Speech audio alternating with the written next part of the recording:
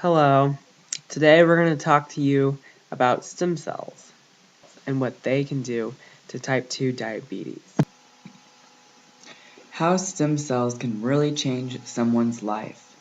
What is a stem cell? A stem cell is a cell that has the ability to continuously divide and develop into various other kinds of cells.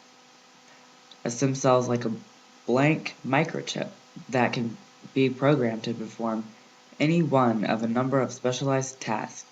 Stem cells do not yet have a special function. When the proper conditions occur in the body or in a laboratory, stem cells begin to develop into specialized tissues and organs. Stem cells are also self-sustaining, replicating through cell division. These unique characteristics are why stem cell research holds such great promise for type 2 diabetes. Here is a current list of where stem cells come from. Embryonic stem cells. They are harvested from the inner cell mass of the blastocyst 7 to 10 days after fertilization. Fetal stem cells. These cells are taken from the germline tissues that will make up the gonads of aborted fetuses. Umbilical cord stem cells. Umbilical cord blood contains stem cells similar to those found in bone marrow. Placenta-derived stem cells. Up to 10 times as many stem cells can be harvested from a placenta as from cord blood. Adult stem cells. The potential stem cell therapies used today. Krystal. Hello, I'm here to talk about the 3 different types of stem cell research. They include the umbilical cord blood transplant, the peripheral blood transplant, and the bone marrow transplant. The bone marrow transplant deals with collecting stem cells from the bone marrow inside your spine.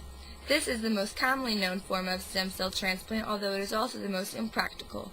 The peripheral blood transplant is easier to perform than the bone marrow transplant. It harvests a small amount of stem cells in the bloodstream. This is not as effective because there are so few stem cells in your bloodstream. The umbilical cord blood transplant is the latest form. It uses the umbilical cord stem cells. These stem cells are less likely to be rejected by the body and less likely to attack it. This is why the umbilical cord blood transplant is the best stem cell treatment for diabetes. As some of you may know, diabetes is a disorder of the pancreas, not producing enough insulin for the body. Insulin is what helps the body regulate sugar levels. Beta cells produce this insulin. There are also cells called alpha cells, which regulate the amount of the glucagon hormone. These things together make the pancreas control a person's sugar levels. The umbilical cord blood stem cells should enable the pancreas to make the correct alpha and beta cells for the body to work correctly and again make those sugars regulate like they should.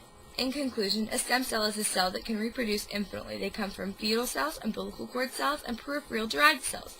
Some cell therapies include umbilical cord transplant, peripheral blood transplant, and bone marrow transplants. Diabetes use these cells and can fix it so that the pancreas and the alpha and beta cells work properly like they should. And that's all the time we have for today.